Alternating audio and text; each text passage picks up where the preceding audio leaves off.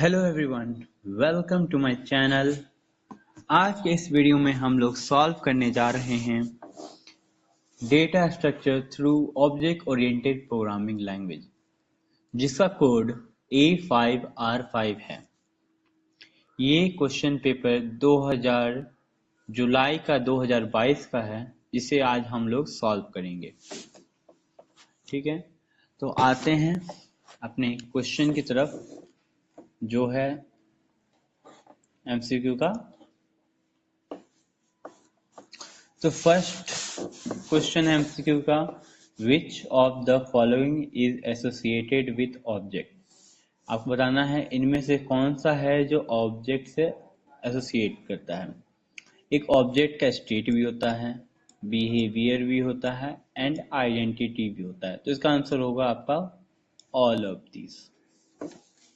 ठीक है, next question, who's the operator which cannot be overloaded।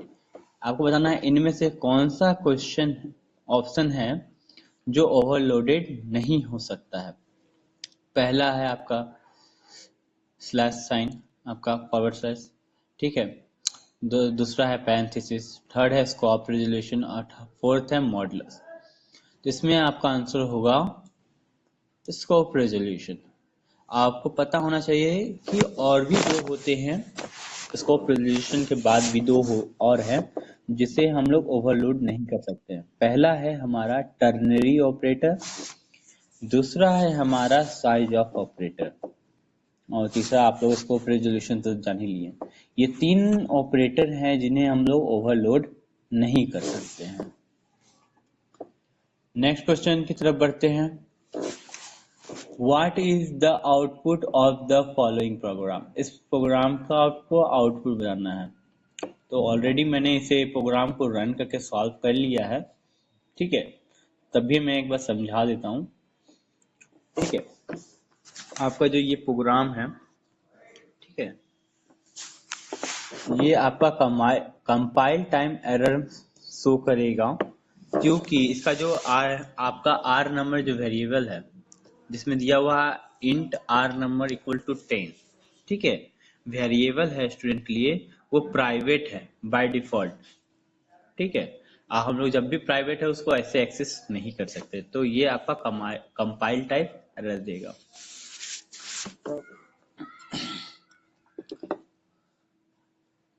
आपको नेक्स्ट क्वेश्चन है हमारा, which of the following things are necessary to write C++ program which run time polymorphism use a virtual function.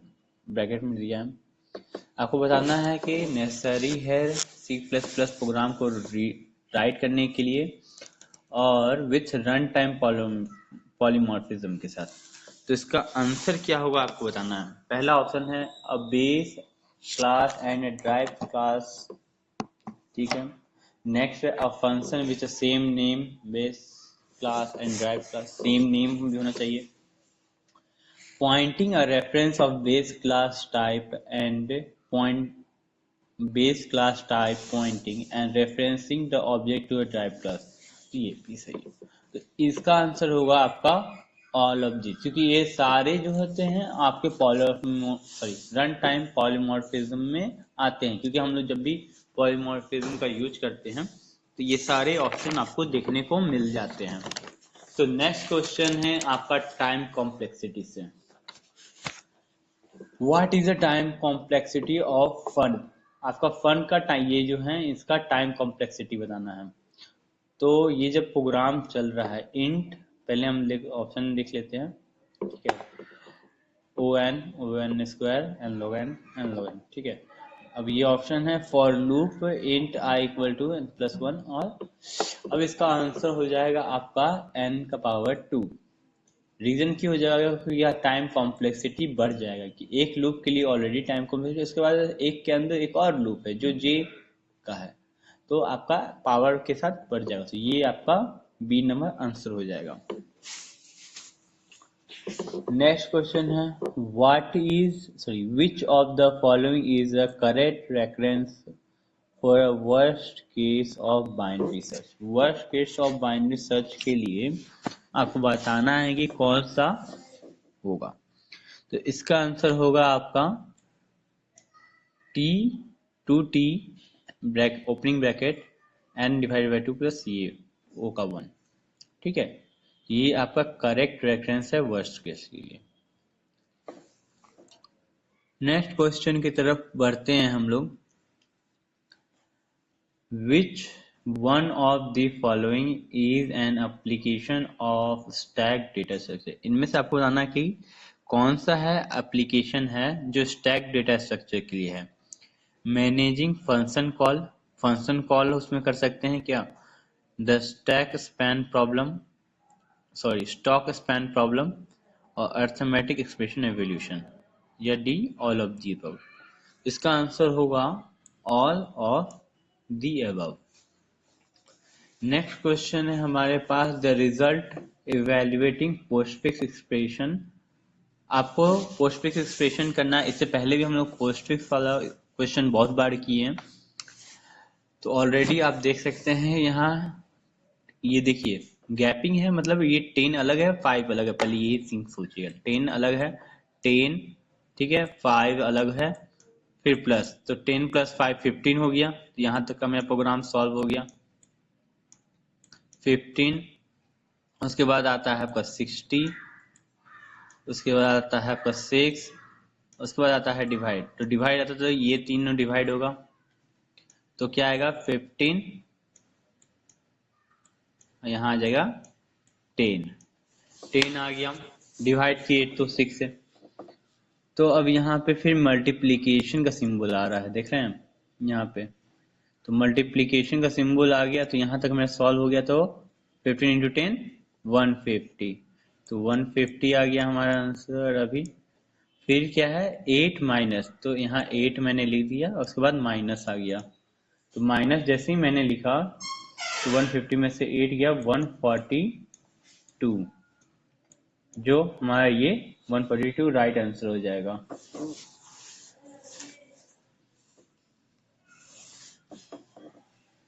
Next question है हमारे पास, आपको बताना है post order transversal of the following binary tree.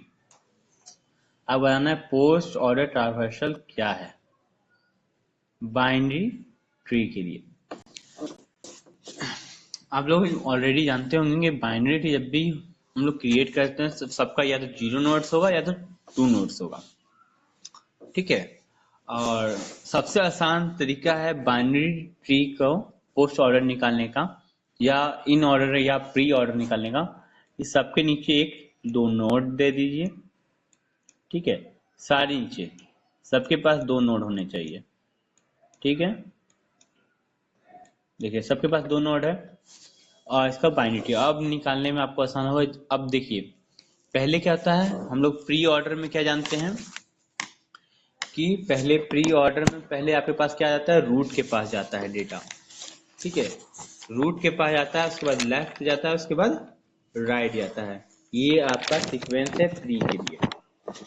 मैं लिख देता हूँ एक बार, प्री के लिए जो ऑप्शन है पहले रूट है, फिर लेफ्ट है, फिर राइट है। इस तरह से सीक्वेंस चलता है। फिर आता है आपके प्री के बाद इन में क्या होता है आपका, पहले लेफ्ट जाता है, उसके बाद आपका रूट जाता है, उसके बाद आपका राइट जाता है।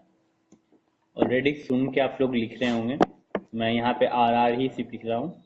उसके बाद आपका आता है पोस्ट। इस तरह से डायग्राम बना के याद कीजिए तो आपको आसानी होगा। तो पहले क्या आता है, लेफ्ट आता है, फिर आता है आपका राइट, फिर आता है आपका रूट, ठीक है। इस तरह से ये काम करता है, जब भी आप देखिएगा इस तरह से। अब हम लोग को निकालना कैसे है, तो हम लोग जब भी बनाए हैं प्री ऑर्डर ट्रांसवर्सल या, ठीक है, यहाँ तो व्हाइट पेपर काम नहीं करेगा मेरा, तो मैं यहीं पे आपको दिखा रहा हूँ।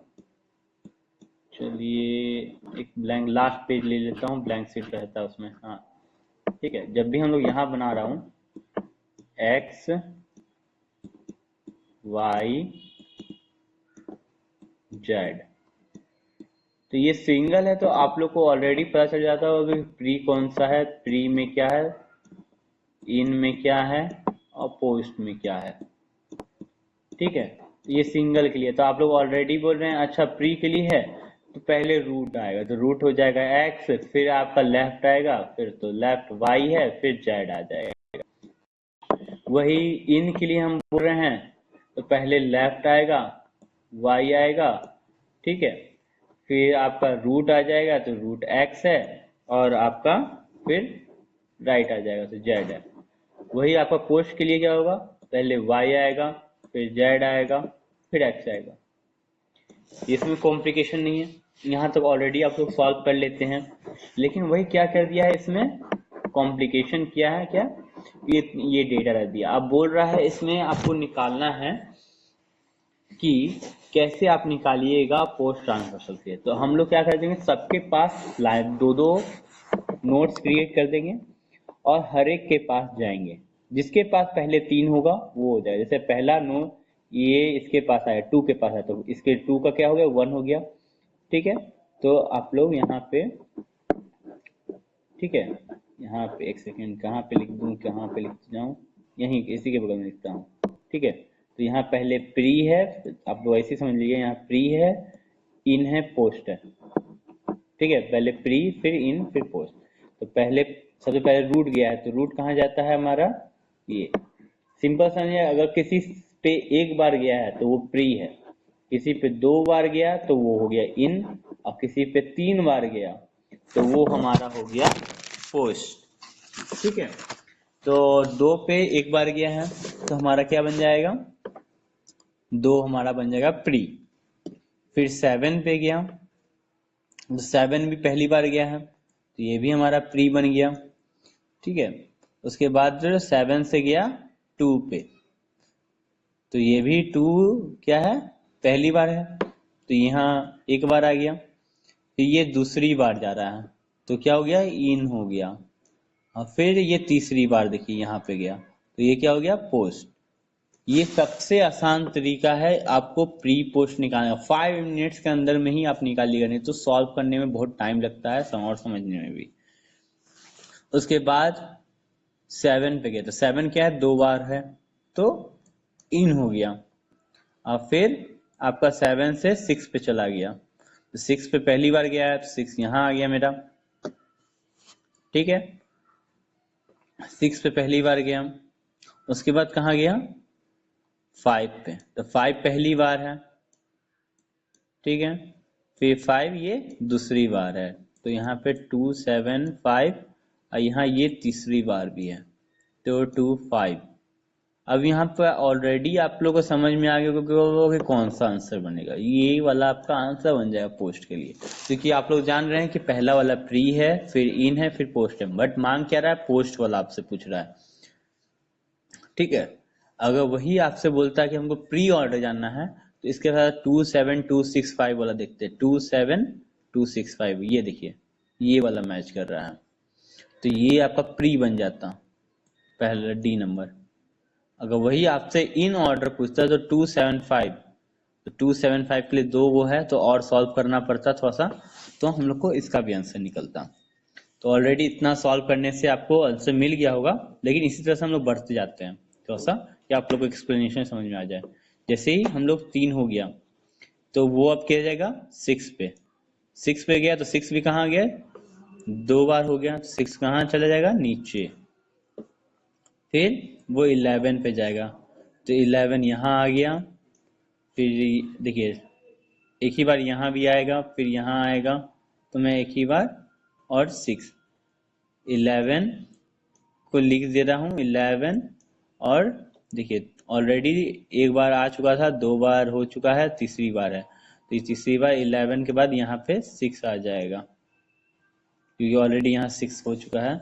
और उसके बाद ये चल जाएगा 7 के पास, 7 का भी तीसरी टाइम है तो ये 7 भी नीचे आ जाएगा।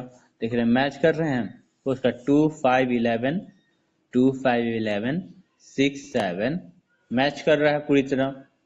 अब देखिए बाकी का भी प्री का 2 7 2 6 5 11, 2 7 2 6 5 11 मैच कर रहा है, ठीक है। इसी तरह से हम लोग निकालते हैं। अब यहाँ 7 आ गया तो 7 क्या है, ये तीसरी बार हो गया, अब 2 पे वापस चला गया ऊपर, तो 2 के पास गया, तो 2 का कितना है, ये दूसरी बार है, तो दूसरी बार है तो ये यहाँ आ गया हमारा।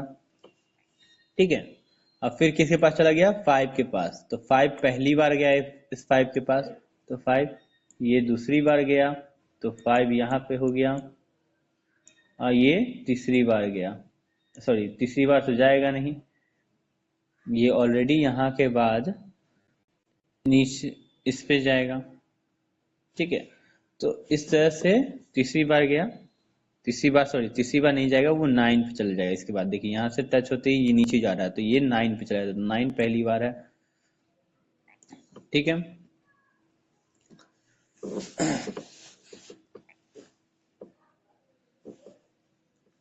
ना।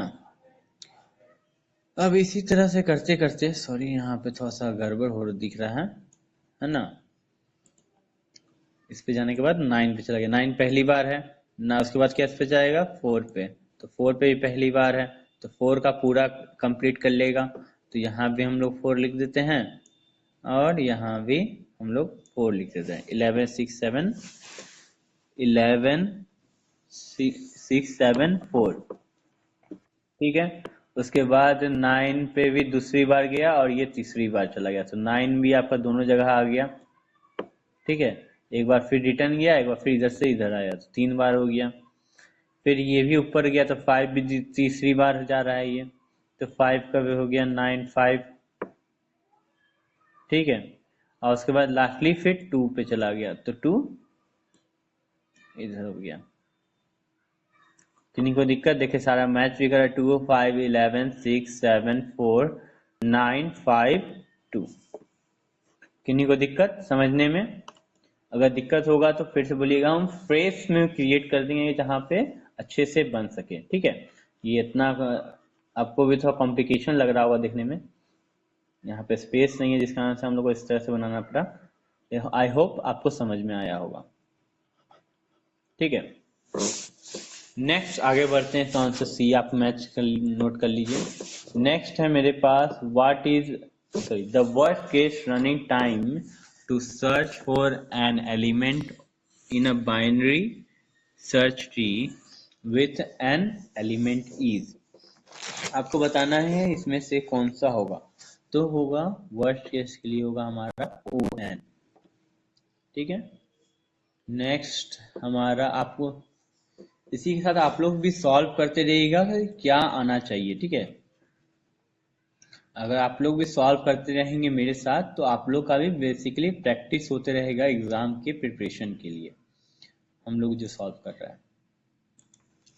नेक्स्ट क्वेश्चन है हमारा ट्रू फॉल्स है।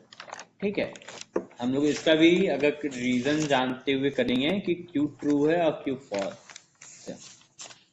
ठीक है, तो पहला है हमारा, encapsulation allow us to focus on what something does without considering the complexity how it works। इसका आंसर होगा ट्रू।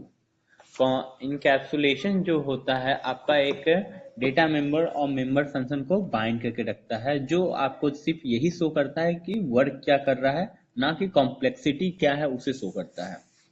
ठीक है, तो इसका आंसर ट्रू हो जाएगा। नेक्स्ट क्वेश्चन है हमारा, function overloading is a dynamic और रन टाइम बाइंडिंग। आपको बताना है फंक्शन ओवरलोडिंग है जो डायनेमिक और रन टाइम बाइंडिंग है, तो इसका आंसर हो जाएगा फॉल्स। इसका आंसर फॉल्स होगा। रीजन क्या है, ये फंक्शन ओवरलोडिंग जो है वो स्टैटिक होता है। ठीक है ना, डायनेमिक होता है, स्टैटिक होता है, और कंपाइल्ड बाइंडिंग होता है, कंपाइलर बाइंडिंग होता है। अगर इसी में अगर बोलता मेथड ओवरराइडिंग है ना, तो ये लाइन सही होता है, method overriding is a dynamic और रन टाइम एनवायरनमेंट।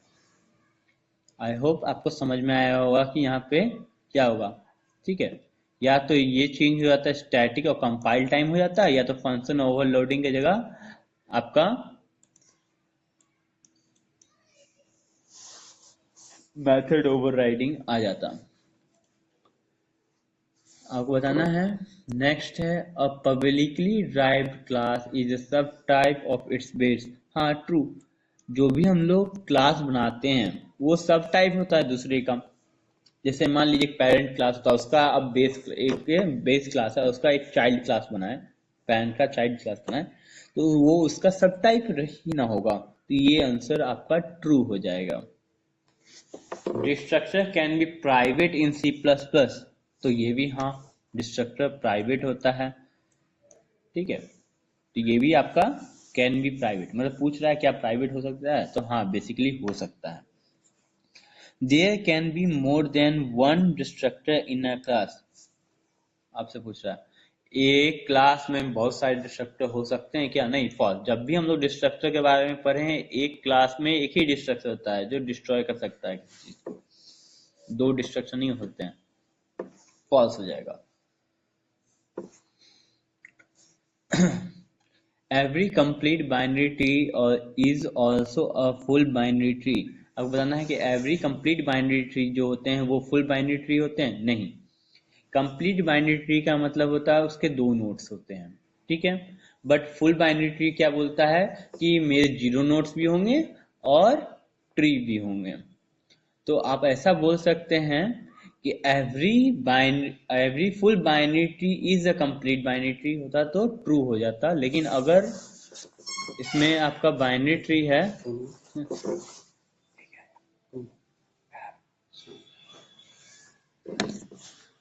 बताओ तो सही होगा, तो यहाँ पे आपका आंसर होगा ये फॉल्स हो जाएगा।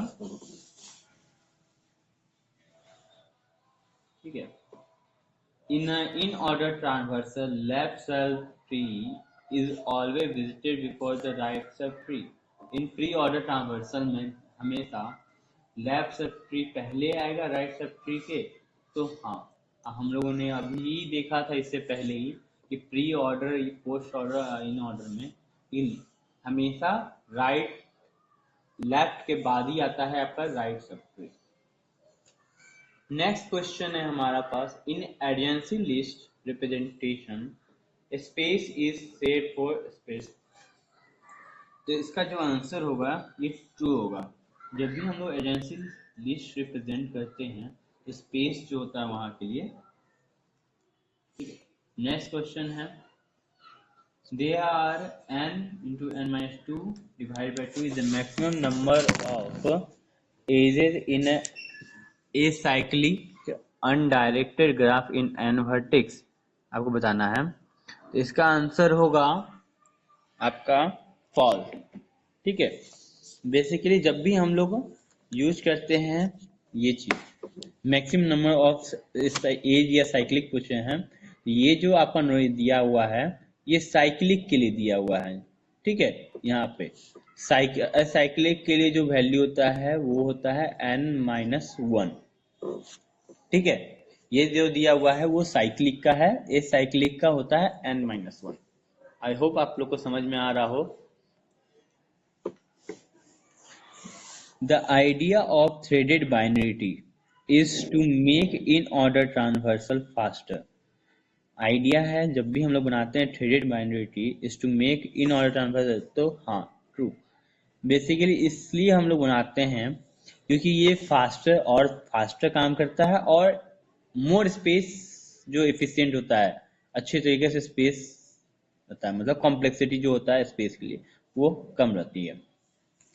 हम लोग जब भी कोई प्रोग्राम बनाते हैं तो उसमें एक तय करते हैं कि जितना कम टाइम ले और कम स्पेस ले, इसको तय करते हुए बनाते हैं और जितना अच्छा बन सके। ठीक है, तो ये फास्टर भी है और बेसिकली ट्रू भी है। आई होप आपका देख सकते हैं 10 में कितना होगा आया होगा ट्रू फॉल्स में। नेक्स्ट आगे बढ़ते हैं, आगे है हमारा मैच द कॉलम। ठीक है, कॉलम को मैच करना है हमारा। तो पहला क्वेश्चन है best case of complexity of bubbles. Best case complexity और अच्छा सिंपल सा बेस्ट केस बताना है आपका बबल सॉर्ट का। तो बेस्ट केस होता है बबल सॉर्ट का ओ द पावर n, जो आपका यहीं पे है, तो 1 का a यहीं पे मैं मेंशन कर देता हूँ। Average complexity of shell sort, average complexity आपको सेल सॉर्ट बनाता है तो उसका सेल सॉर्ट का आता है n log n होता है। तो यहाँ पे हमको ढूंढना पड़ेगा n log n का C नंबर में है। आप लोग एक चीज और, जब भी देखिए ये क्वेश्चन आपसे पूछेगा ही पूछेगा, ये इंपॉर्टेंट है। वर्स्ट केस, टाइम कॉम्प्लेक्सिटी के सारे क्वेश्चन या स्पेस कॉम्प्लेक्सिटी के सारे क्वेश्चन आपसे पूछेंगे ही जाएंगे। तो आपको बेसिकली एक चार्ट क्रिएट कर लेना है, या इंटरनेट से आप लोग सर्च आउट कर सकते हैं। ठीक है, ऑलरेडी आप सर्च कर सकते हैं टाइम कॉम्प्लेक्सिटी के बारे में। टाइम कॉम्प्लेक्सिटी, कॉम्प्लेक्सिटी ऑफ किसी का भी, ठीक है, ऑफ ऑल भी लिख दीजिए। एक काम कीजिए, एक एक करके सर्च करने में टाइम लगेगा। ऑफ ऑल करके आप लोग यहाँ पे देखिए इमेज पर पे जाएंगे, और यहाँ पे सारे आपको देखिए लिखे हुए मिल जाएंगे। तो इससे आप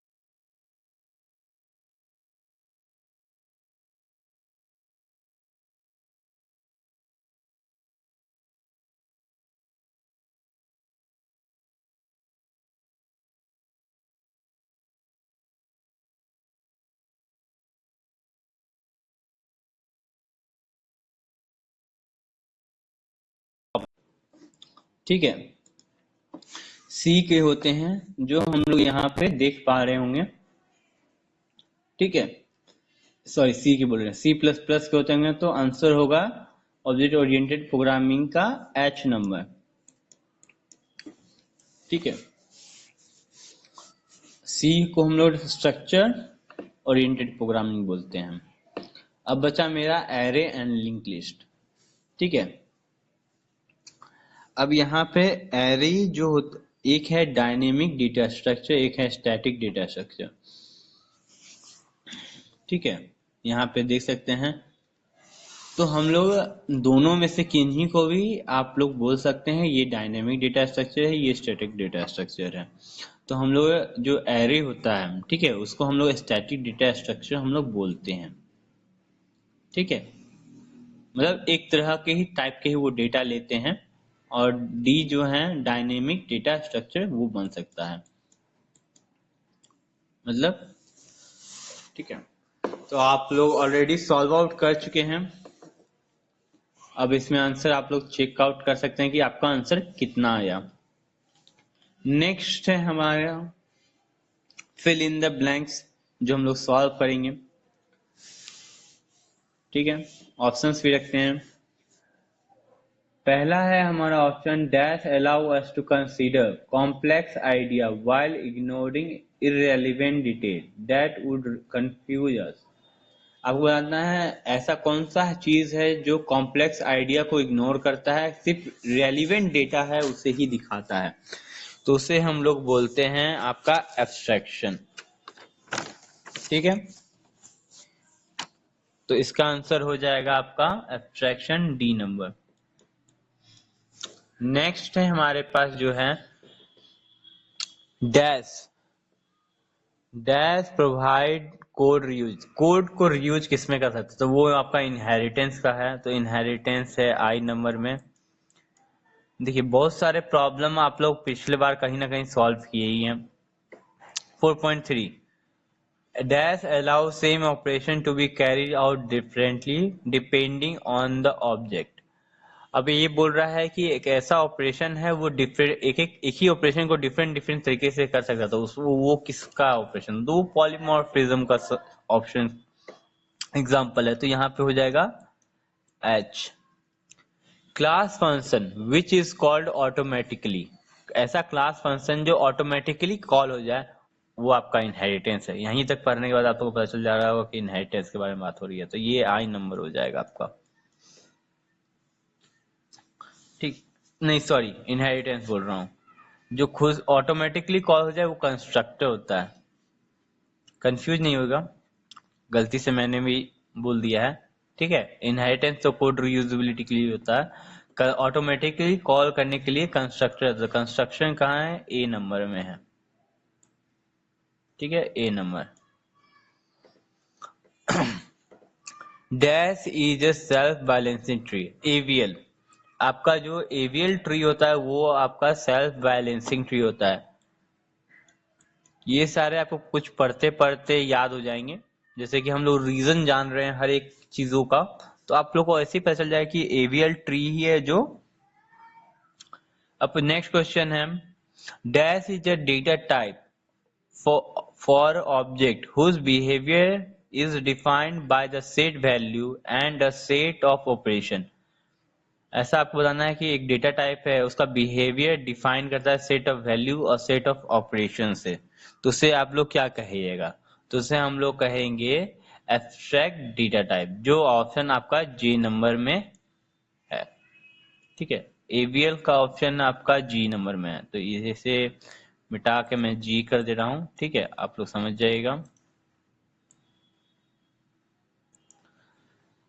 A tree node that doesn't have any child is known as, ऐसा आप बताइए जिसका कोई ट्री नोड जिसका कोई चाइल्ड नहीं होता है, तो उसको हम लोग बोलते हैं लीफ नोड। बहुत आसान क्वेश्चन था ये वाला, हमको फिल इन द ब्लैंक सबसे आसान दिख रहा है, पढ़ते ही हमको आंसर आप लोग को आ रहा होगा मन में। In a graph, the dash of a node refer to the number of arc incident for the nodes।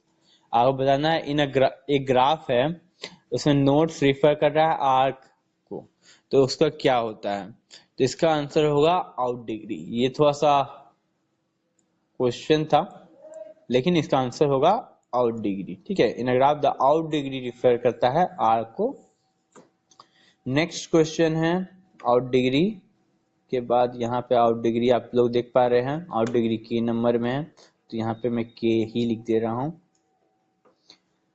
Dash is an ordered binary tree. Ordered binary tree किसे कहते हैं, बेसिकली हम लोग या ऑर्डर्ड बाइनरी ट्री हम लोग sorted binary tree को भी बोलते हैं। सॉर्टेड बाइनरी ट्री आप लोग जानते हैं, फुल बाइनरी ट्री को हम लोग बोलते हैं। तो बाइनरी सर्च यहाँ पे ऐसा देखना है कि बाइनरी ट्री आपका कहाँ पे मेंशन है। आप लोग देख रहे हैं बाइनरी सर्च ट्री यहाँ मेंशन किया हुआ है, तो ये आपका आंसर हो जाएगा ऑर्डर्ड बाइनरी ट्री, आपका जाएगा सर्च बाइनरी ट्री में। Next, the dash is a tree data structure in which every internal code is non leaf node.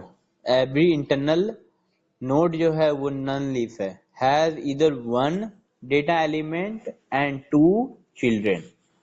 One element और टू चिल्ड्रेन है, और टू डेटा एलिमेंट है, three children है। अब बताना तो उसके क्या होंगे, तो बेसिकली यहाँ पे ऑलरेडी बता दिया है, either one has two children और two data element, three children। तो बेसिकली यहाँ पे आपका एक देख पा रहे होंगे 2-3 है, तो इसका आंसर होगा 2-3। इसका ऑप्शन क्या था, बी नंबर, तो इसका आंसर आपका बी हो जाएगा, ठीक है। तो आई होप आप लोगों ने सारे क्वेश्चंस को मेरे साथ साथ सॉल्व किया होगा और आंसर मैच किए होंगे सारे। आप मेरे को समझता हूँ कि आपका लगभग अच्छा ही मार्क्स आया होगा। तो दोस्तों, आज हमने इस क्वेश्चन पेपर के सभी सवालों का हल किया है। उम्मीद है कि आपको हर सवाल का आंसर अच्छे से समझ में आया होगा। अगर किसी तरह का डाउट रह गया है तो आप कमेंट बॉक्स में मेंशन कर सकते हैं। ठीक है, हमारे चैनल को सब्सक्राइब करें और बेल आइकन दबाएं, जिसके ताकि आपको अगले वीडियो की नोटिफिकेशन सबसे पहले मिल सके और इसी तरह हमारे साथ आप भी क्वेश्चन पेपर को सॉल्व कर सकें, जिससे आपका प्रैक्टिस हो सके। क्योंकि हम लोग प्रीवियस एग्जाम के टाइम ऑलरेडी आप लोग जान रहे हैं कि आप लोग के एग्जाम 14 से स्टार्ट हैं आई थिंक। ठीक है, 14-15 से ऐसी कुछ डेट हैं आपके ए लेवल के A5 का एग्जाम का। तो कोशिश करें जनवरी सेशन का, तो आप लोग प्रैक्टिस क्वेश्चन पेपर को जरूर से जरूर सॉल्व करें, जिससे आपको मैक्सिमम आइडिया मिल जाए कि किस टाइप के क्वेश्चंस आते हैं। अब बहुत सारे क्वेश्चन ऑलरेडी आप लोग देख रहे होंगे रिपीटेड ही है। जितना भी क्वेश्चन मैंने बताया है उसमें बहुत से क्वेश्चन आपको रिपीटेड मिल जाएंगे। ठीक है, आई होप आप लोग को समझ में आया होगा। आज के वीडियो में इतना ही, फिर मिलेंगे।